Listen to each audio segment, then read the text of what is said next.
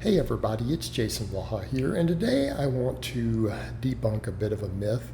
And, I hate to have to say this, but the more I've looked at evidence over the years and just different things, the more I've had to admit this is true.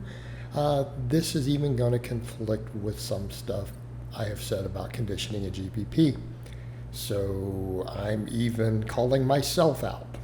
Now, that being said, let's step over and look at this myth that people always perpetrate. They always say, well, if you want to know the difference between cardio and HIIT cardio, look at the physiques of sprinters and look at the physiques of marathon runners. Right? Look how muscular and oftentimes jacked the sprinter is, a world-class level sprinter, and the marathon runners are all stringy. Unless they're my friend Alex Viata, who is ripped at 230 pounds with a 700-pound deadlift, who does ultra marathons, but I digress. That very much highlights the point we're about to make. Okay, people love to use this analogy, but it's like, where are you going with it? Are you telling people that cardio is going to make you look like a sprinter? You're going to look like an Olympic sprinter because you did some hill sprints? You drag a sled around a little bit? People fucking delusional? All right, let's step back and look at one point. Are most high-level sprinters on extremely rigorous weight training programs? Yes, they are. Yes, they are. Okay, they lift weights. Ironically, most high-level endurance athletes do also, just maybe not as heavy at weights. Unless they're Alex Viata. So, someone will probably send Alex this. He's my bro. We're good. We're good. Unless you're Alex and then, 600-pound squats and stuff. Making him look like a sprinter. Which, incidentally, how many high-level sprinters out there are reported to have 500 or 600-pound back squats? Quite a few of them who've been at the Olympics have been reported to squat that sort of weight. Which kind of begs the question, did they get jacked from the sprinting, or did they get jacked from doing 5x5 with 500 pounds on a barbell back squat? And, maybe repping out 300 pounds on the bench press. I'm just saying. All right, they're all on rigorous weight training programs. All of them. Incidentally, high-level sprinters also tend to be genetically gifted in certain areas, including fast-twitch muscle fibers. What does that mean? That means they probably gain muscle relatively easy. Okay. All right. What else? How many high-level sprinters are on PEDs and anabolics? Because let's be honest, we know the Olympics are all doped. We already know this. This shouldn't be a point of debate at this point, should it? It shouldn't be. It's already well documented and understood by anyone who's really kept up with it. We all know that. That's a whole separate topic, of course.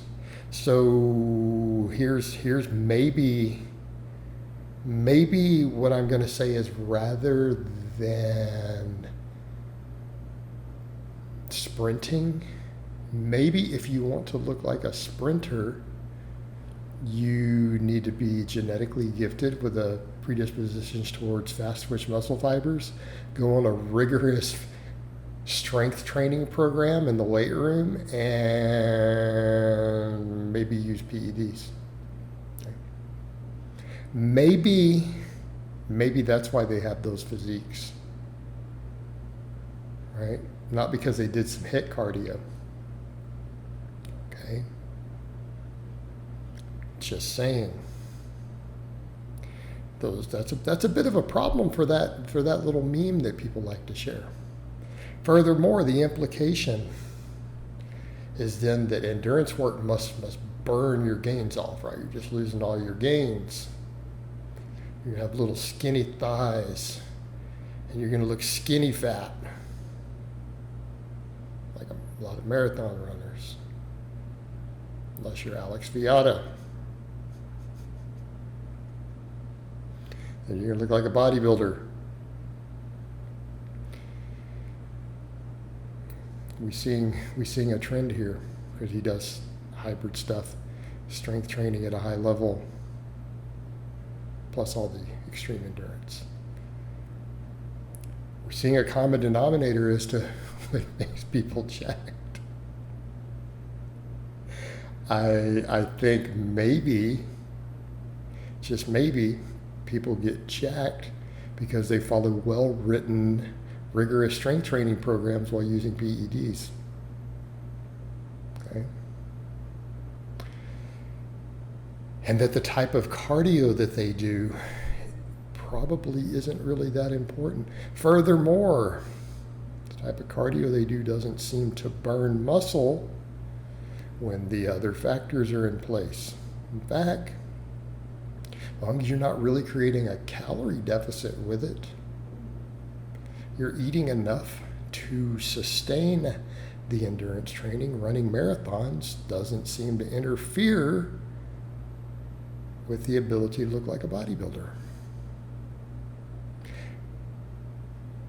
Okay, incidentally, how many contest prep bodybuilders at the professional level before stepping on a stage do hours and hours of low intensity endurance work? A whole lot of them who have won. Which kind of comes back to the point, why do they look jacked still? Well, because they're on rigorous weight training regimens, are genetically gifted and on PEDs.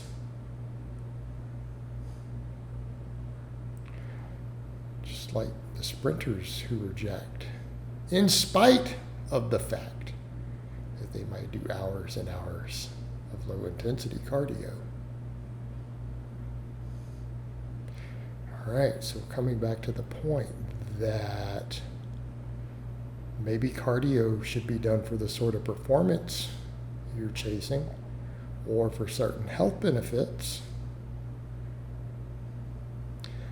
not necessarily for your physique enhancement, because then people who look really, really jacked tend to follow rigorous weight training programs while utilizing PEDs. Okay. Is there any part of that isn't clear? That seems to be the common factor. I'm glad we were able to solve that. All right. I feel this is a very productive talk. So I hope it has been informative, and I will talk to you guys next time.